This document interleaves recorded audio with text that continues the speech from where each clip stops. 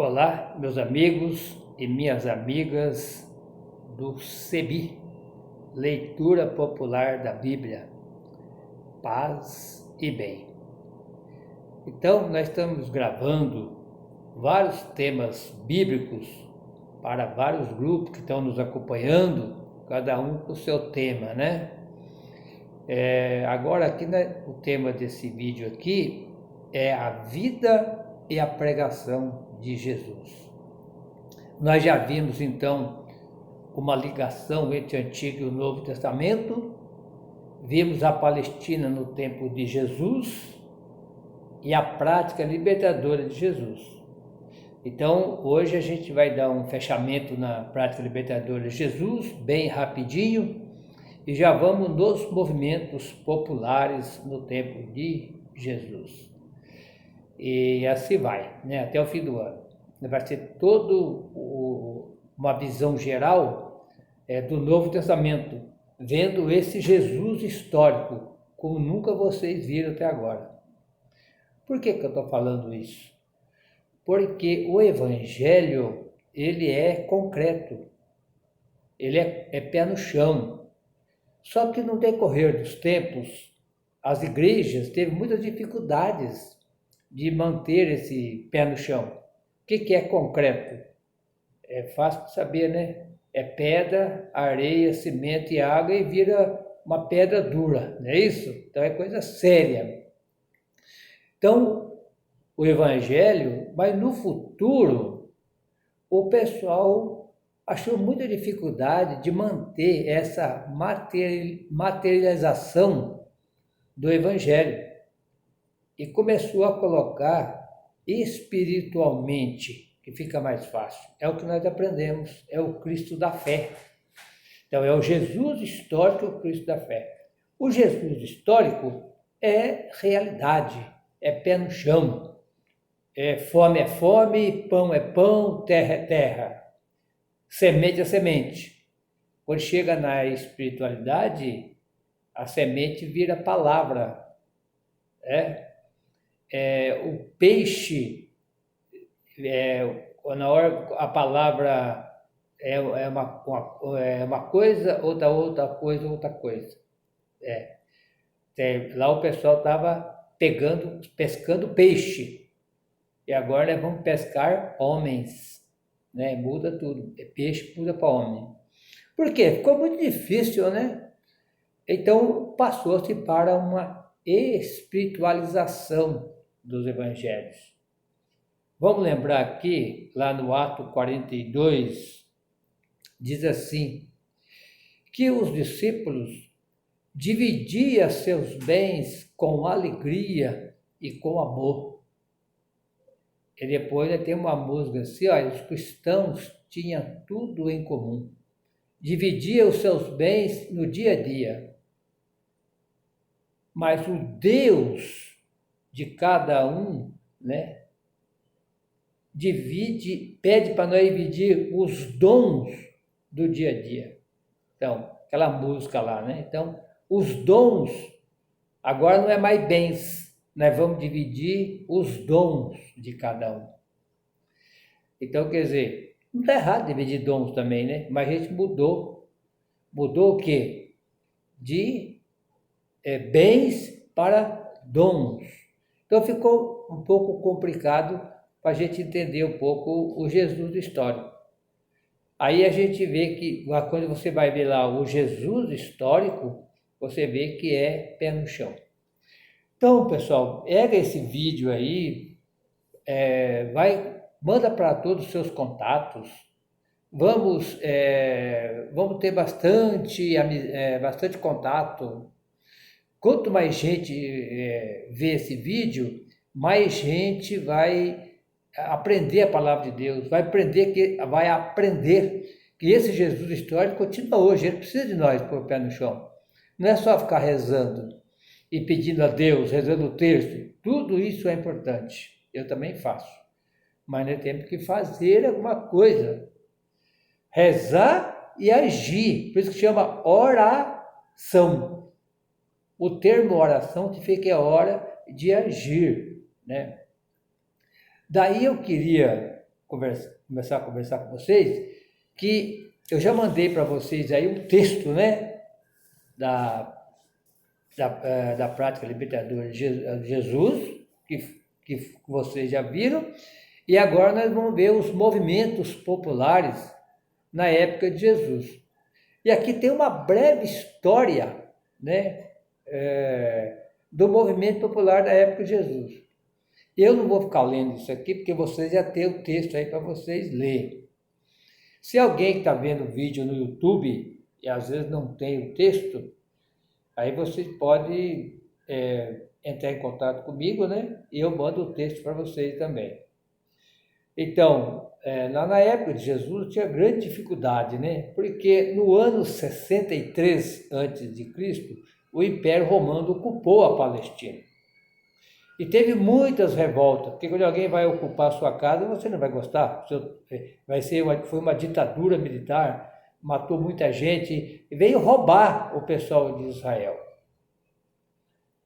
Quando foi do ano 37 até o ano 4, teve muitas repressões, muitas guerras, muitas brigas. E o Herodes, que a gente chama aqui o Grande, ele tomava conta de toda a Palestina. E ele reprimia sem piedade. Foi aquele que mandou matar as crianças na época de Jesus. Lá está lá em Mateus 2,16, né? Nessa época, pessoal, que Jesus nasceu, uma época de guerra e de dificuldades, né? Ele cresceu. Do ano 4 ao ano 6, aí o Herodes morreu, foi dividido a Palestina em 4 partes. Lá na Galileia ficou Herodes Antipas, que é o filho do Herodes, o grande que morreu. E lá na Judéia, na área de Jerusalém, foi o Arquelau que foi colocado lá. Esse Arquelau, ele aparece lá também em Mateus 2,23. Foi aquele que fez muitas repressões, muita violência, matou muita gente. Nessa época, Jesus estava lá no Egito, segundo a história, que quando Herodes quer matar ele, José, com a Maria, fugiu para o Egito, né? Mas quando o Arquelau morreu, eles voltaram, né? Então, eles voltaram.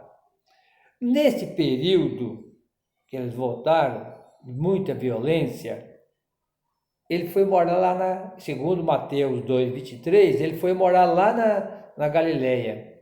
Por quê? Porque tinha medo do Arquelau, que é filho de Herodes, querer matar ele de novo, ele foi morar lá. E o Evangelho diz, né, que Jesus crescia, né, em sabedoria, tamanho e graça diante de Deus.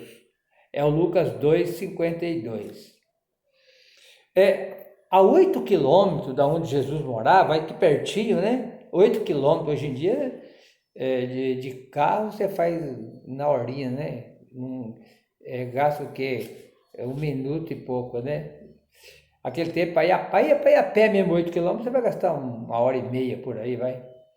Lá em Séforis, era a capital da Galileia. Foi totalmente destruída. Muita violência, muita morte. E Jesus nasceu, viveu lá nessa época. E lá, nessa época, então, Jesus, na sua idade adulta, o jovem Jesus, ele foi trabalhar com seu pai, lá de carpinteiro. Então, era a vidinha dele. Ele, nessa época que eu falei aqui, que ele crescia em tamanho e sabedoria e tamanho diante de Deus, Jesus já participava plenamente da comunidade. Ele tinha seus 10, 12 anos, é aquela historinha lá que apareceu discutindo com os doutores lá, né? Lá em Lucas aparece. Mas ele começou, então, dos 12 aos 30 anos, ele convive lá e vê todas essas revoltas, né? Todas as revoltas, muita matança, muita violência. Ele participa da comunidade, está vendo tudo isso aí que está acontecendo, né? Que está acontecendo. E quando Jesus cresce, né? Ele vai crescendo, ele já começa a ver toma consciência de si, né? e Jesus entra no movimento de João Batista. Esse é um pouquinho só da história, a história é muito grande, um pouquinho da história aí. Quem tem aquele livro Com Jesus na Contramão já aprofunda mais um pouquinho. Jesus retoma a caminhada, né? Vocês veem aqui que ele participa, ele foi batizado por João, segundo os evangelhos. E quando ele é batizado por João, ele participa do movimento de João. Mas quando João foi morto, né? Foi assassinado, vocês sabem a historinha também, né? Jesus retoma, ele entra em cena. Aqui que é a primeira parte que ele entra em cena. E eu queria mostrar para vocês aqui, então, aqui um finalzinho, então, aqui no comecinho do Evangelho de Marcos, né? Ele entra em cena no capítulo 1, versículo 14 e 15, né? Ele diz assim, olha lá: depois que João foi preso, Jesus se dirige para a Galileia, pregando o Evangelho de Deus, e dizia: o tempo já se cumpriu e o reino de Deus está próximo. Arrependam-se e acredite no Evangelho. Olha que maravilha, pessoal. Então, quer dizer, Jesus entrou em cena. Olha, o reino de Deus está próximo. O que é isso? Eu estou próximo de você. Eu estou junto aqui com a minha casa, com a minha esposa, com meus filhos. O reino de Deus já chegou. Nós vamos mudar. Aqui, pessoal, que é a grande dificuldade da gente entender esse reino de Deus. Pois todos os evangelhos vão falar a mesma coisa: Mateus, Lucas, o Marcos, João. Jesus veio para todos, mas quem aceitou ele foi quem? Foi somente os pobres. Aqueles que tinham um pouquinho, e nem todos os pobres, viu, pessoal? Nem todos os pobres quis mudar de vida, porque cada um tinha o seu projeto de vida. E o projeto de vida de Jesus, todo mundo já sabe, né? Não é o projeto do amor, é o projeto da partilha. Ele nasceu pobre, viu pobre, e foi lá, morreu lá numa cruz, né? Morreu não, né? Assassinaram ele lá numa cruz. Então Jesus veio fazer uma nova revisão. A gente já falou isso aí. O pessoal esperava que ele ia ser rei, poderoso. Ele não. Ele dizia: eu não vim para ser servido, eu vim para servir. E os evangelhos, pessoal, é muito claro sobre esse assunto. Eu deixei aqui separado um trecho, que você sabe que o evangelho, a gente tem que, para entender ele, o evangelho que nós temos aqui em nossas mãos, são os evangelhos que a gente já tem traduzido aqui para nós, né? Já está traduzido aqui. Mas ele não ele aqui não é o original. O evangelho tem um manuscrito. Vê a dificuldade dos primeiros discípulos, né? Hoje você escreve um texto e você pode mandar para milhões de pessoas. No YouTube, no WhatsApp, no e-mail. E eu posso tirar xerox de quanto eu quiser de um texto. Naquele tempo não. Era assim, ó, eu escrevia o texto, era um só. Se alguém quisesse levar lá para Jundiaí, tinha que escrever também. Se quisesse levar lá para Minas Gerais, tinha que escrever também. É uma grande obra. Era um por um tinha que escrever. Se a pessoa escrever um evangelho à mão, quanto tempo levava? E eu quero mandar para 20 pessoas, 100 pessoas, quanto tempo vai demorar? Deu para entender a dificuldade? Então, pessoal, eu até anotei aqui para não esquecer, sabe? Para não esquecer, é o Marcos, né? O Marcos, o capítulo 4, versículo 1. Eu procurei aqui em todas as traduções de todas as Bíblias que eu tenho, nenhuma está traduzida igual o grego, mas eu vou ler no grego para vocês verem, né? Na Bíblia pastoral, na Bíblia de Jerusalém, que está a mais assim, próxima, é o Marcos, capítulo 4, versículo 1. Diz assim, olha, Jesus começou de novo a ensinar à beira-mar, e uma grande multidão se reuniu junto a ele, tanto que ele entrou e sentou-se numa barca sobre o mar, e toda a multidão estava em terra à beira-mar. Lá no grego, está assim, olha, Jesus começou a ensinar de novo à beira-mar, uma grande multidão estava lá. Jesus pegou uma barca, entrou, sentou no mar e começou a ensinar. Que negócio esquisito, não? Sentou no mar. Esse é o original, vocês podem procurar na Bíblia grega para vocês verem. É de lá que sai o original. Se tiver errado, então é lá. Sentou-se no mar. Ele não sentou na barca sobre o mar. Sentou-se no mar. E tem mais agora, sabe? Vou ler aqui para vocês verem. Tem mais, para ver o movimento de Jesus, né? É o capítulo 4 ainda, sabe? É o capítulo 4 ainda. Agora é o capítulo 4 de Lucas, certo? Vocês podem ir lá no capítulo 4 de Lucas, o versículo de 38 até o 41 vai falar da tempestade sobre o mar.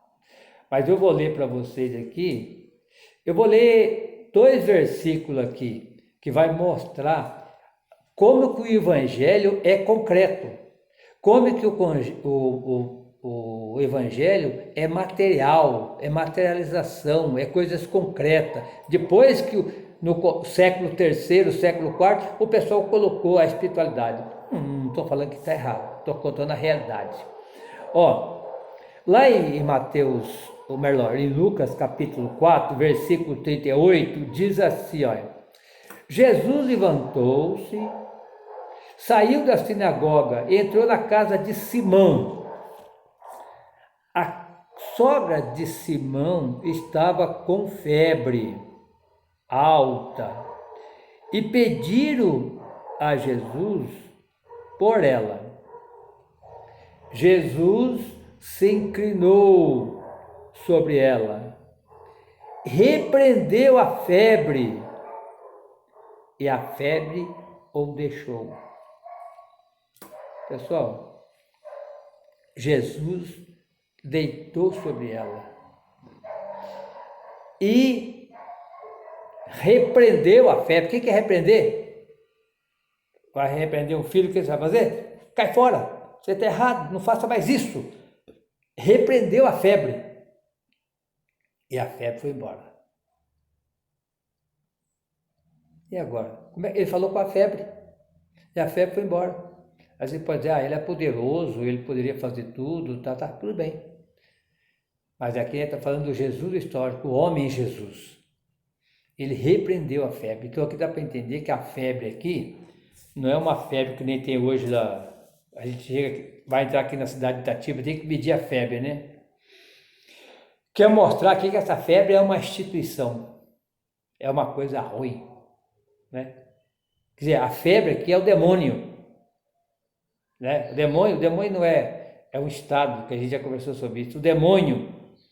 Então Jesus mandou o demônio embora. Quer dizer, é para mostrar então aqui, pessoal, que a importância, né? E que Jesus, vamos dizer assim, o evangelho não é uma coisa assim exclusiva do povo de Israel, de uma etnia. É uma coisa que Jesus veio trazer para o mundo inteiro. Uma mensagem, né, que veio trazer para o mundo inteiro. Quando ele manda a febre embora, né, quer dizer, ele cura a sogra de Pedro e diz aqui a febre o deixou e no mesmo instante a mulher se levantou e começou a servi-lo. Olha aqui a prática libertadora de Jesus. Ele curou ela para que ela fosse trabalhar para o reino de Deus. Viu que bonito? Então, quando ele fala, então repreender a febre significa alguma coisa que está ruim, né, tem que acabar. Que nem hoje. O que é repreender a febre? Como é que nós faz essa pandemia agora aí de coronavírus? Como é que nós faz com essa briga política aí que nada dá certo? Como é que nós faz com gente passando fome? Jesus não quer que ninguém passe fome. Se alguém está passando fome, a gente já conversou isso aí, né? É porque alguma coisa está errada. É a Bíblia que está falando, não é eu, tá? Tem gente que não pensa assim, não tem problema nenhum, tá? Nós estamos aqui para cada um conversando a sua ideia. Agora, não é quer ser cristão, então a gente tem que ser mais concreto, não é verdade? Às vezes nós não somos muito concretos. Então a importância é a gente levar esse evangelho para frente. E eu queria mais aqui pegar com vocês também agora, então, continuando, voltando lá no Marcos capítulo 4, o capítulo 4 de Marcos, né? Lá no finalzinho do capítulo 4 de Marcos, então vai aparecer, né? No capítulo 4 de Marcos vai aparecer, né? Então, aí vai falar da semente de mostarda lá. Como é que a gente pode comparar o reino de Deus? É como se fosse, comparar o reino de Deus é como uma parábola, podemos explicá-lo. É como um grão de mostarda. A semente é a menor de todas, mas quando ela cresce, se torna-se uma grande semente. Olha só que importância, né? Ela é grande demais, o reino de Deus. Quando todos nós levamos o reino de Deus para frente, né? Ela vai embora para frente cada vez melhor para frente. Então a importância, né, da gente viver então o projeto de Deus. O projeto de Deus que cada um fazendo um pouquinho, cada um de nós é uma semente de mostarda, né? Cada um de nós é uma semente de mostarda. E essa semente de mostarda, levado para frente, ela vai cada vez crescendo mais.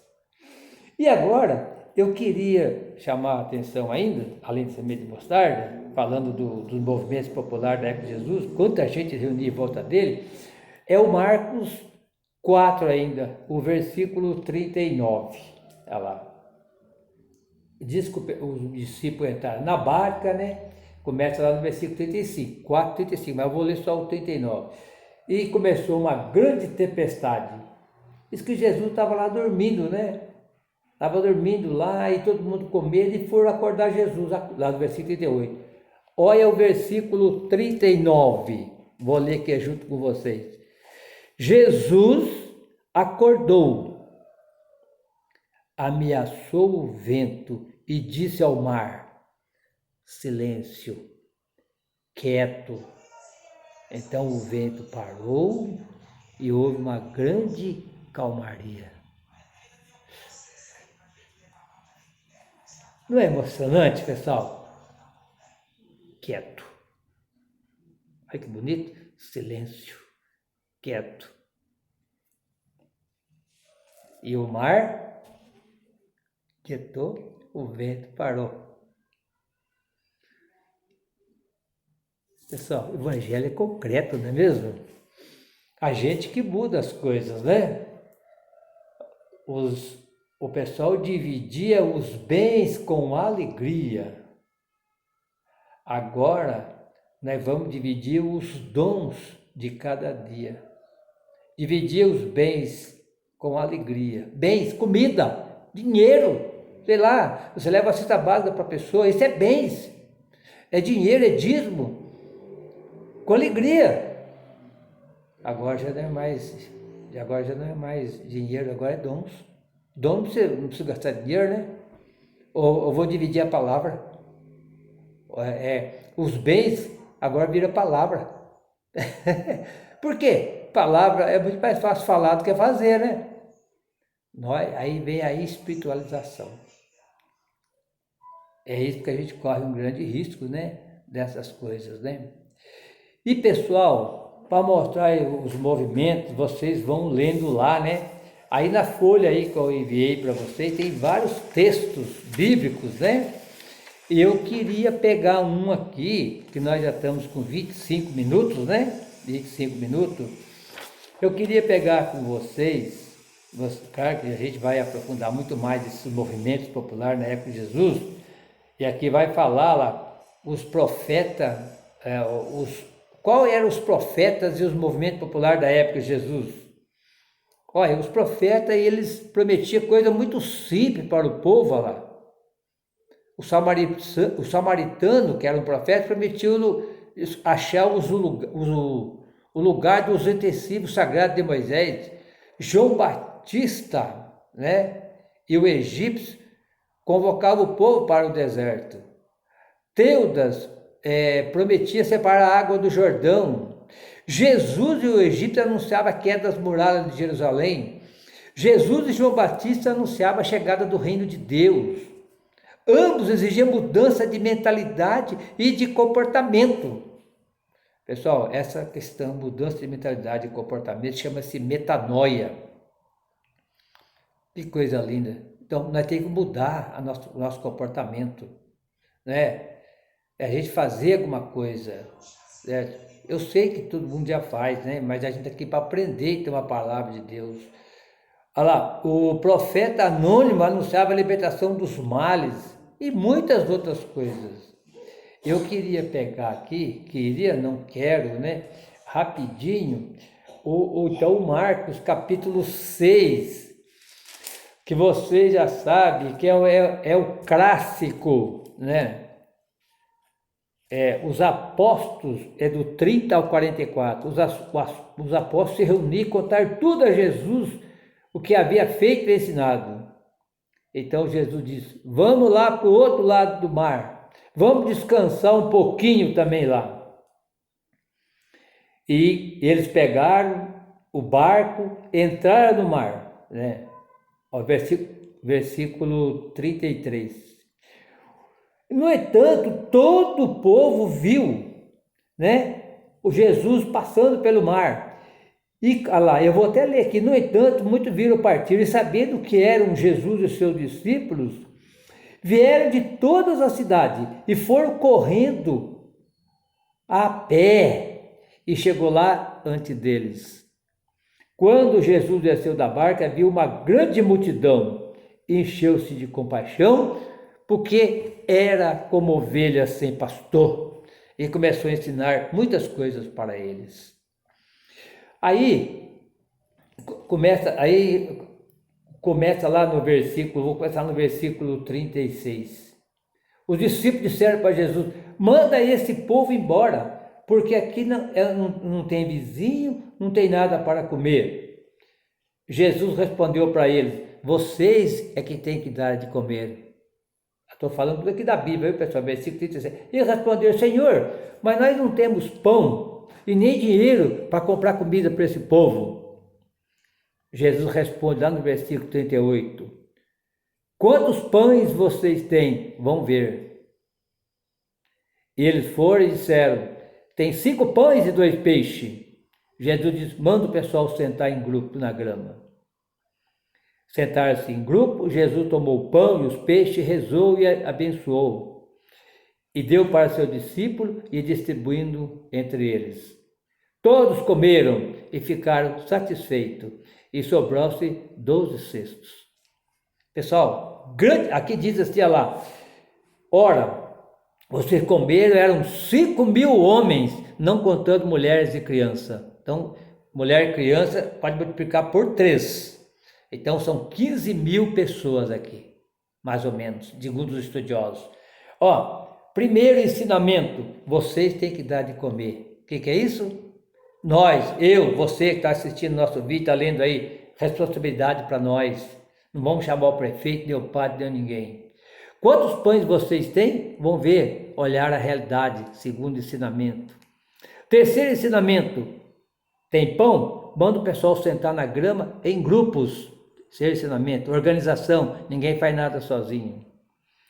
Quarto ensinamento, rezou, abençoou o pão e partiu. Quarto ensinamento, partilha.